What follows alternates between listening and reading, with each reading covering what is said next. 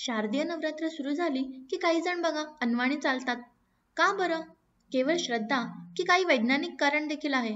आज यामागचं खरं कारण आपण जाणून घेणार आहोत. तेही धार्मिक आणि शास्त्रीय दृष्टिकोनातून. नवरात्र म्हटलं की भक्तिभाव, देवीची उपासना, गरबा, उपवास आणि सणाचा खास उत्साह. पण सगळीकडे एक वेगळंच पवित्र वातावरण तयार होतं. नवरात्रीत काही गोष्टी आपण ठरवून करतो.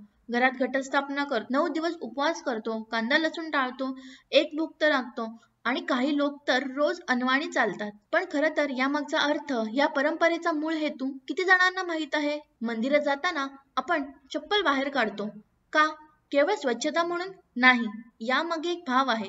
शरीराबरोबर आपलं मन देखील शुद्ध करायचं असतं. चपलेसोबत मनाचे विकार मंदिराच्या पायरीवर सोडायचे आणि मंदिरात शिरताना आपण मौन ठेवतो, मन एकाग्र करतो आणि शरीर देखील संयमित ठेवतो. नवरात्रीच्या दिवशी आपण घट बसवतो, त्यात धान्य रुजवतो, त्याला देवीचा घट म्हणतो.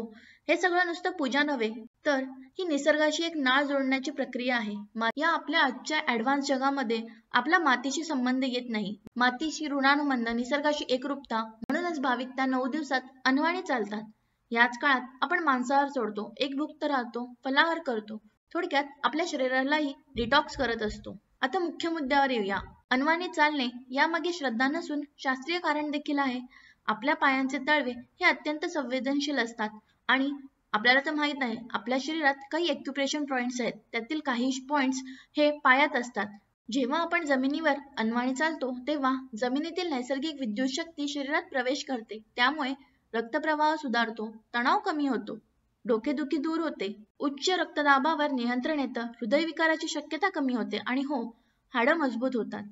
डॉक्टर सुद्धा तुम्हाला रोज 15 मिनिट बागेत अनवाणी चालण्याचा सल्ला देतात. म्हणजेच गवतावर चाला असे म्हणतात. ते कशासाठी? त्याच्या मागे शास्त्रीय कारण हेच आहे. आता प्रश्न येतो, ही परंपरा नक्की कधी सुरू झाली?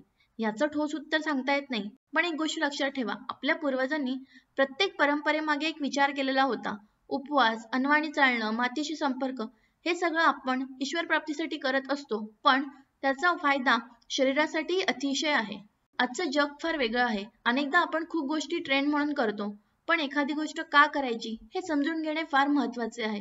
जर आपण श्रद्धेने आणि समजून एखादी कृती केली तर आपलं जीवन तर बदलतंच. मग ते उपवास असो, अनवाणी चालणं असो किंवा कोणत्याही धार्मिक प्रथा असो.